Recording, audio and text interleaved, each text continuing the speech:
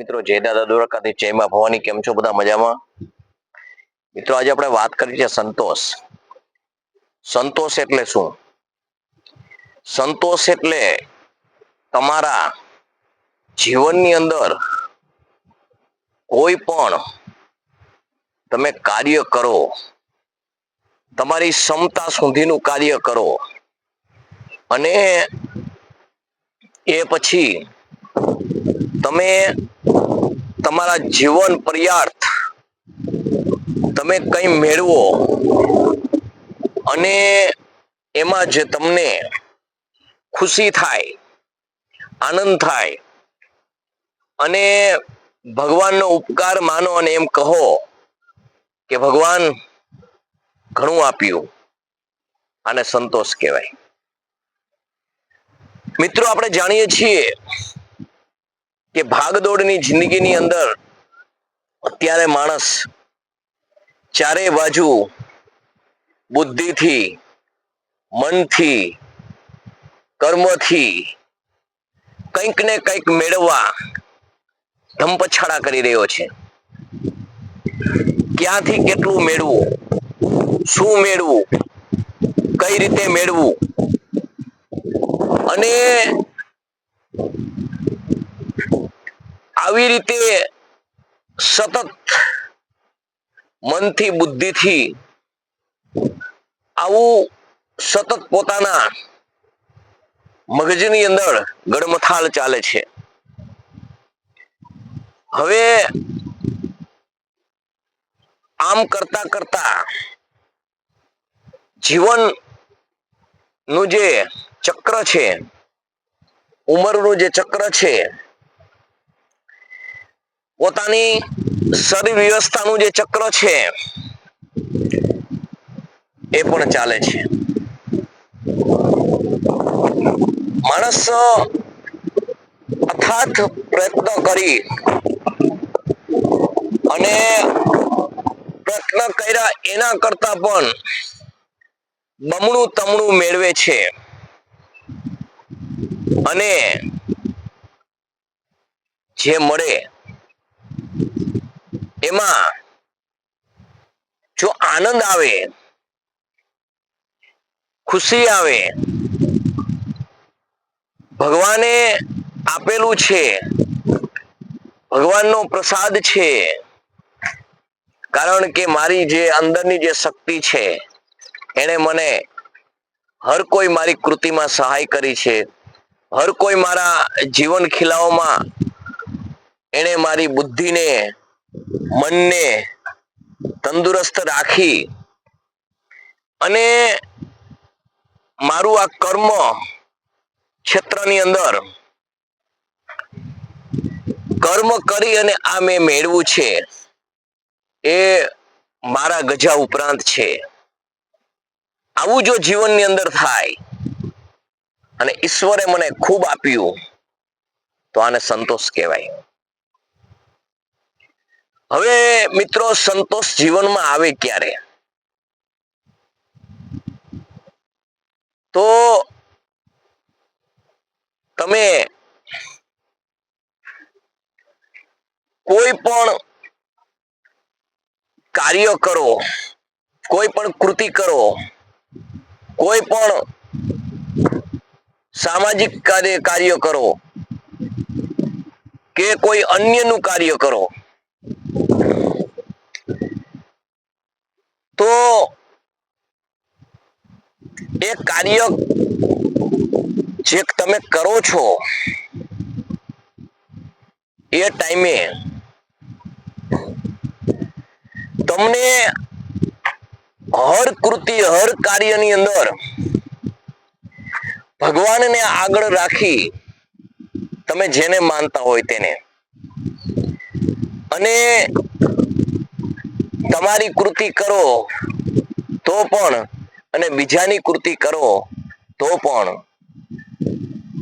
કંઈ પણ કરો અને ભગવાનને લક્ષ્યમાં રાખી અને તમે જો મેળવો, તમે તમારી કૃતિ કરો ત્યારે પાપનો ડર રાખો, તમે કૃતિ કરો ત્યારે એવું કયો મેળવવો જે છો એમાં કે એવી વૃત્તિ રાખો કે શાકમાં મીઠું પડે, મીઠાનું શાક ન થાય.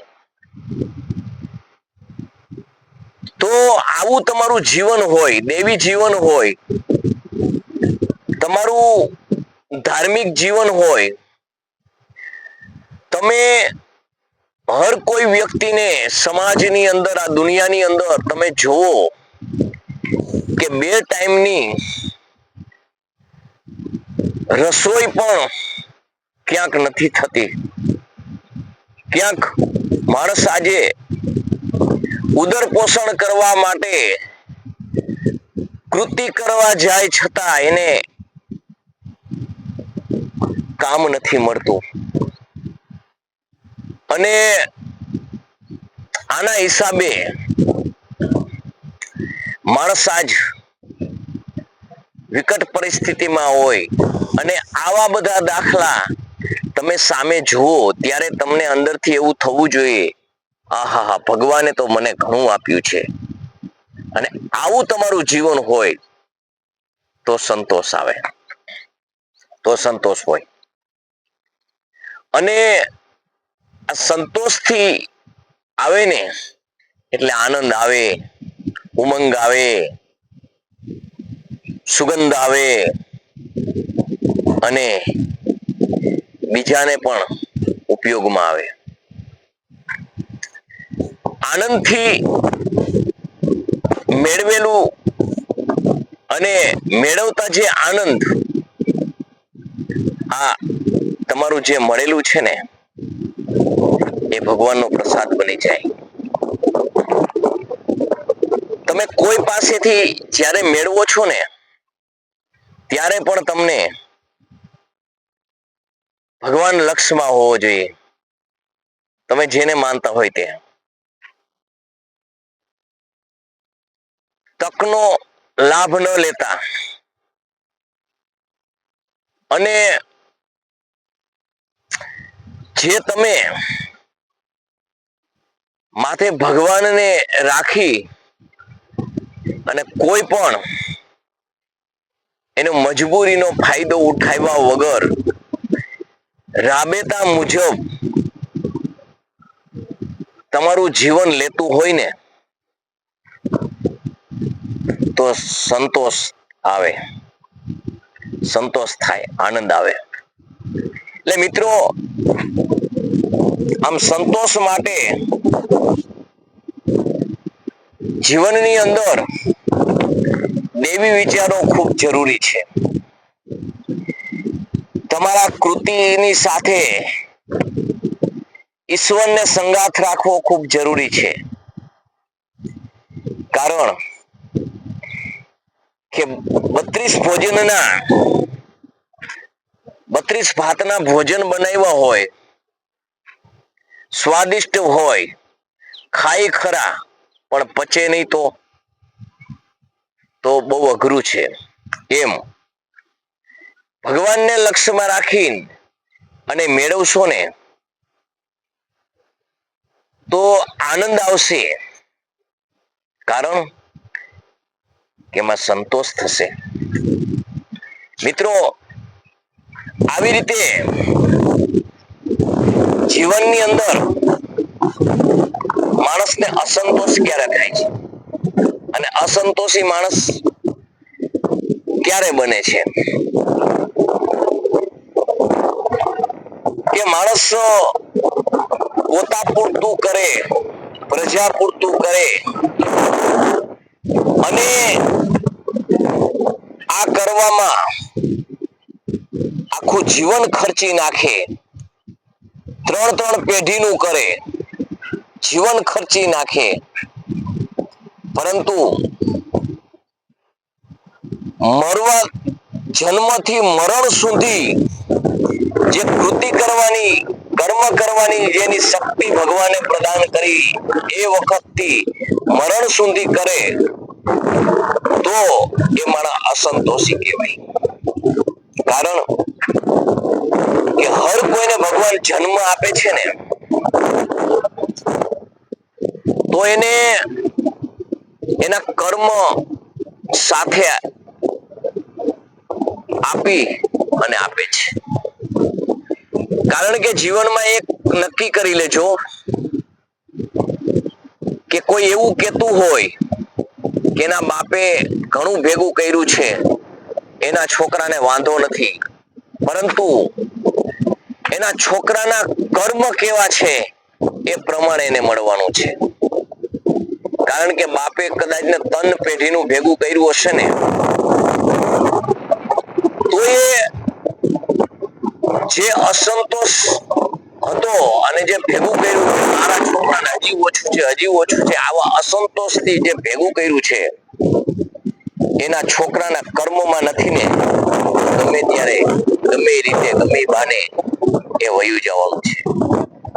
એટલે જીવનથી જે પોતે કામ કરવાની શક્તિ ભગવાને પ્રદાન કરી અને ત્યાંથી કે મરણ સુધી જે કામ કરે ને, ખોટા ધંપછાડા કરે ને, આપણે કામ ન કરવું જોઈએ એવી વસ્તુ નથી કેતા, જે બને એ કરવું જોઈએ, પણ આ દુનિયાની અંદર જે છે એ હું જ મેળવી લઉં આવી વૃત્તિ હોય ને એટલે એ અસંતોષ કહેવાય. આપણે ભગવાને જે કાયા આપી છે એની અંદર આપણે પૈસા મેળવવાનો પણ સંતોષ હોવો જોઈએ. પછી અમુક ઉંમરે ભગવાન પ્રત્યે જીવન દાખવવું જોઈએ. કારણ કે આખું જીવન ભગવાને આપણા જીવન વ્યવહાર માટે નથી આપ્યું, કંઈક એનું કાર્ય કરવા માટે પણ આપણને અહીંયા મોકલ્યા છે. માનવ થઈને આવ્યા છે તો માનવ રૂપે ખીલવાનું છે. એટલે કોઈ પણ વિચાર વગરનું ગમે ત્યાંથી ભેગું કરવું આ પણ એક અસંતોષ છે. અસંતોષી માણસ ક્યારે બને? અસંતોષી માણસ ત્યારે બને કે ડરપોકર હોય. ડરપોકર એટલે કે પોતાની પેઢીનું માણસ છોકરા માટે કરે ન કરે એવું નહીં, પણ શુદ્ધ કર્મથી કરેલું જે છે ને એ જ સાચું મહાલક્ષ્મી છે, એ જ સાચી મિલકત છે અને એ જ સાતા સંતોષથી મેળવેલું છે. બાકી જે ગમે તેનું છે ને ગમે તે રીતે કરીને મેળવ્યું છે ને એ અસંતોષ છે. કારણ કે એને એની પેઢીને આ પૂરું થશે કે નહીં એવો ડર છે. પણ પેઢીનું પૂરું કરવું ન કરવું એ તો ઈશ્વરને આધીન છે. કારણ કે આપણે એવા સક્ષમ નથી કે આપણી પેઢીને આપણે સાચવી શકશું. કારણ કે સૃષ્ટિનો નિયમ છે અને એ નિયમ ભગવાનને આધીન છે કે જ્યારે ભગવાને મોકલા છે અને ઈચ્છા થશે ત્યારે બોલાવી લેશે. માટે જે આ અસંતોષ છે ને એટલે એ માણસ જીવનની અંદર આ જે ભાવના છે, ઈશ્વરીય ભાવના છે, એની પણ એને ગતાગુમ હોતી નથી. એટલે જીવનની અંદર અસંતોષ આવે છે. નહીતર તમે જે શુદ્ધ કર્મથી કરે અને મેળવું છે અને એનો જે વધારો છે, સારા કર્મથી મેળવેલું છે, એમાં જે સંતોષ છે એવું જ જે ભગવાનને જે આપ્યું છે, ભગવાનનો પ્રસાદ ગણીને મેળવ્યું છે, એ જ તમારી પેઢી વાપરશે અને એમાં જ એને આનંદ આવશે, સંતોષ થશે. બાકી અસંતોષ જીવનની અંદર રહેશે તો એ તમારા સંતોષનો પણ નાશ કરતું જશે. કારણ કે આપણે કહીને કે ખરાબ કર્મથી મેળવેલું જે છે ને મિલકત એ તમારા સારા કર્મની પણ લેતું જાય છે. આપણે કહીને કે કોઈની એવી હાઈ લાગી જાય ને તો ઘરનું પણ તાણી જાય, લુણી ધરાને તાણી જાય, એવી આપણે વાત કરીએ છીએ ને.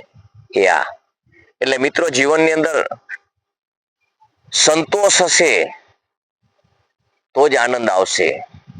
એટલે મિત્રો આ વિડીયો તમને કેવો લાગ્યો જણાવજો, લાઈક કરજો, શેર કરજો, સબસ્ક્રાઈબ કરજો અને તમારા મંતવ્ય જણાવજો. જય માતાજી, જય દાદા દ્વારકાધીશ, જય બાપા ભવાની.